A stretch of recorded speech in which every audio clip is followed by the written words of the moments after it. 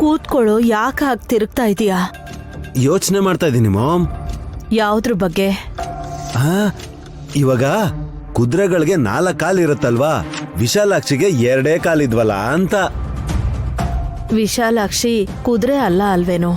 ಅಯ್ಯ ಇಲ್ಲ ಅಂತಂದ್ರೆ ಕಾಲ್ ಮಾತ್ರನೇ ಕುದುರೆ ಕಾಲ್ ತರ ಯಾಕಿರುತ್ತೆ ಮಾಮ್? ಮಾಯೆ ಮಾಡಿರ್ಬೇಕು ಕಣೋ. ಒದ್ದಿರೋ ನೋವು ಇನ್ನೂ ಕಡಿಮೆ ಆಗಿಲ್ಲ. ಇರಿಟೇಟ್ ಮಾಡ್ದೆ, ಬಂದಿಲ್ ಕೂತ್ಕೋ. ಕೂತ್ಕೋತೀನಿ ಬಿಡಿ ಮಾಮ್. ಇವಾಗ ನನ್ ಡೌಟ್ ಎಲ್ಲ ಕ್ಲಿಯರ್ ಆಗ್ಬೇಕು.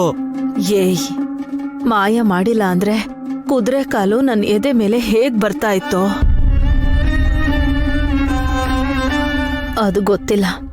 ನೋವಂತೂ ಇದೆ ಕಣೋ. ಇನ್ನೊಂದು ಕ್ವಶನ್ ಇದೆ ಮಾಮ್. ಇವಾಗ ಕುದುರೆ ಕಾಲೆತ್ತಿ ನಿಮ್ ಎದೆಗೊದ್ದಾಗ ವಿಶಾಲಾಕ್ಷಿ ಕೆಳಗ್ ಬೀಳ್ಬೇಕಿತ್ತಲ್ವಾ? ತನ್ನ ಕಾಲ್ ಮೇಲೆ ನಿಂತ್ಕೊಂಡಿದ್ದಾಳೆ. ಅದೇ ಆ ಕಾಲೇ ಕಾಣಿಸ್ಲಿಲ್ವಲ್ಲ. ಅಬ್ಬಾ. Excuse me guys, how are you aunty? ಏಯ್, ಏನ್ ಆಂಟಿ ಅಂತಿದ್ಯಾ? ಅತ್ತೆ ಅನ್ನೋದು ಒಂದೇ, ಇಂಗ್ಲಿಷಲ್ಲಿ ಆಂಟಿ ಅನ್ನೋದು ಒಂದೇ ಅಲ್ವಾ ಅತ್ತೆ? ಅತ್ತೆ ಅಂತಾನೆ ಕರಿ. ಯಾಕೆ? ಆಂಟಿ ಅಂದ್ರೆ ತುಂಬಾ ವಯಸ್ಸಾಗೋಗಿದೆ ಅನ್ನೋ ಫೀಲ್ ಬರುತ್ತೆ ಅಲ್ವಾ ಅತ್ತೆ? ಪೇನ್ ಆಗ್ತಿದೆ ಕಣೆ. ಹಾ, ಏನು ಆಂಟಿ ಅಂದಿದ್ದಕ್ಕ? ಅಪ್ಪಾ, ಚೆಸ್ಟ್ ಪೇನೆ. ಸರಿ ಹೇಳ್ಬೇಕಲ್ವಾ ಅತ್ತೆ, ಅದ್ ಕಡಿಮೆ ಆಗ್ಲಿ ಅಂತಾನೆ ನಾನು ಇದನ್ನ ತಂದಿರೋದು. ಏನದು? ತುಳಸಿ ದಳದ್ದು ರಸ. ತುಂಬಾ ಕಹಿ ಕಹಿಯಾಗಿರುತ್ತೆ. ಪಾರ್ಟಿಗೆ ಹೋದಾಗ ಬಾಟಲೇ ಎತ್ತುತ್ತೀರಾ? ಏಯ್, ಅದಷ್ಟು ಕಹಿಯಾಗಿದ್ರು ಕೂಡ ಆರಾಮಾಗಿ ಗಂಟ್ಲಲ್ಲಿ ಇಳಿಯುತ್ತೆ ಅಲ್ವಾ? ಇದ್ಯಾಕೆ ಹೋಗೋದಿಲ್ಲ ಅಂತ ಕೇಳ್ತಿರೋದು. ಏನ್ರಿ, ಇಟ್ಕೊಳ್ರಿ. ಗ್ಲಾಸ್ ಅಲ್ಲ ಗುಗ್ಗು ಹಸ್ಬೆಂಡು. ಓಕೆ. ಏ ಕರ್ಮ, ಇಂಥ ಮಗನ್ ಹೆತ್ತಿದ್ದಕ್ಕೆ ಹೊಟ್ಟೆ ನೋವು ಬಂದು ಯಾವತ್ತೂ ಸತ್ತೋಗ್ಬೇಕಾಗಿತ್ತು. ಏನೇ ಮಾಮ್ ಹಾಗಂತಿದ್ಯಾ? ನಿಮ್ಮಮ್ಮನ್ನೇ ಹಿಡ್ಕೊಳಪ್ಪ. ಈ ಜ್ಯೂಸ್ ಕುಡ್ಸಿದ್ರೆ ಅವ್ರಿಗೆ ನೋವು ಕಮ್ಮಿ ಆಗುತ್ತೆ. ಓ, ಅರ್ಥ ಆಯ್ತು. ಏಯ್, ಬೇಡ ಕಣೋ, ಬಿಟ್ಬಿಡೋ. ಸ್ವಲ್ಪ ಹೊತ್ತಲ್ಲಿ ಕಡಿಮೆ ಆಗ್ಬಿಡುತ್ತೆ ಕಣೋ. ಇದನ್ ಕುಡಿದ್ರೆ ಅರ್ಧ ಗಂಟೆಲ್ ರಿಲೀಫ್ ಸಿಗತ್ತೆ ಅಂತ ಹೇಳಿದ್ರು ಅತ್ತೆ. ಮತ್ತಿನ್ನೇನ್ ಯೋಚಿಸ್ತಿದ್ರ ಮಾಮ್? ಕುಡೀರಿ. ಅಬ್ಬಾ, ಏಯ್ ಬೇಡ ಕಣೋ. ಇವ್ರಿಗೆ ಒಳ್ಳೆ ಮಾತಲ್ಲಿ ಹೇಳಿದ್ರೆ ಕೇಳಲ್ಲ. ಸ್ವಲ್ಪ ಗಟ್ಟಿಯಾಗಿ ಹಿಡ್ಕೊಳ್ಳಿ.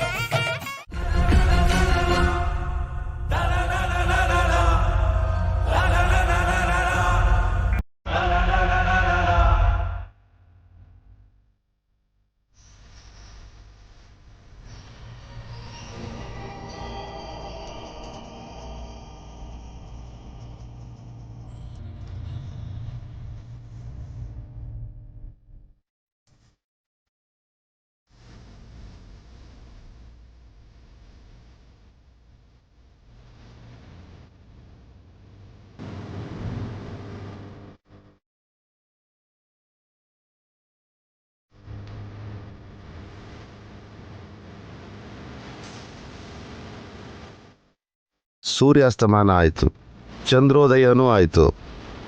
ಹುಣ್ಣಿಮೆ ಚಂದ್ರ ಗಾಯತ್ರಿ ದೇವಿ ನೆರಳನ್ನು ತೋರಿಸುವಂಥ ಸತ್ಕಾರ್ಯಕ್ಕೆ ಮುಂದಾಗೋ ಮುಂಚೆ ಅಮ್ಮನವರಿಗೆ ದೀಪಾರಾಧನೆ ಮಾಡೋದು ಶುಭಕರ.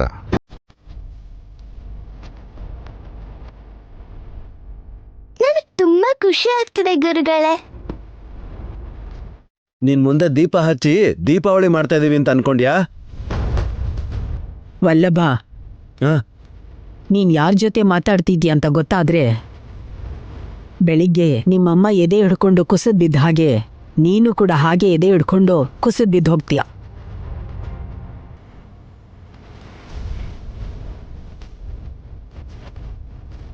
ವಿಶಾಲಾಕ್ಷಿ ಓದಿದ್ದು ಕಣ್ಣಾರೆ ನೋಡಿದ್ವಿ. ನೀವ್ ನೋಡಿದ್ರೆ ಇಲ್ಲ ಅಂತಿದ್ದೀರಾ. ಯಾರ್ ಮಾತ್ ನಂಬೇಕು ಅಂತ ಗೊತ್ತಾಗ್ತಿಲ್ಲ. ನಾನ್ ನಿಂತಿರೋ ಜಾಗದಲ್ಲಿ ನಿಂತ್ಕೊಂಡಿದ್ದೀನಿ. ಆದ್ರೆ ಮಾಡಿರೋ ಪಾಪನ ಅನ್ಭವಿಸಕ್ಕೆ ತಿಲೋತ್ತಮ ಅಮ್ಮವ್ರಿಗೆ ಗಾಯ ಆಯ್ತು.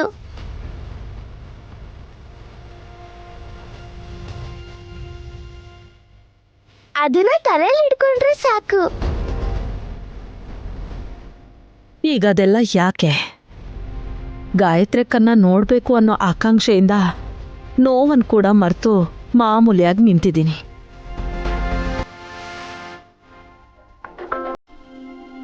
ದೊಡ್ಡಮ್ಮನೆಲ್ಲ ಯಾವಾಗ ಕಾಣಿಸುತ್ತೆ? ಯಾವಾಗ ರೆಡಿ ಅಂತಾರೋ ಅವಾಗ. ಯಾರು ರೆಡಿ ಅನ್ಬೇಕು ಅಕ್ಕ?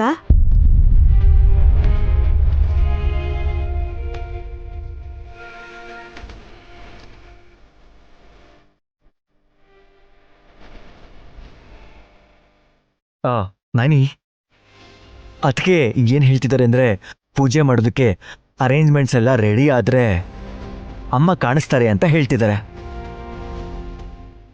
Of course.